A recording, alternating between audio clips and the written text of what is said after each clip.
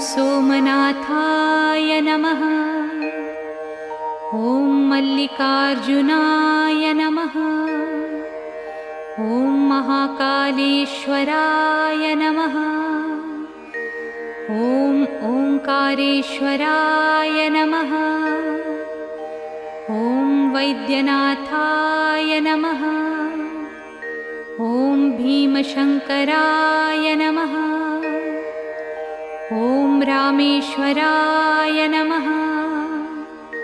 ॐ नागेश्वराय नमः। ॐ विश्वेश्वराय नमः।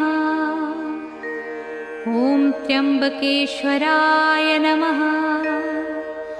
ॐ केदारेश्वराय नमः। ॐ भुस्मेश्वराय नमः।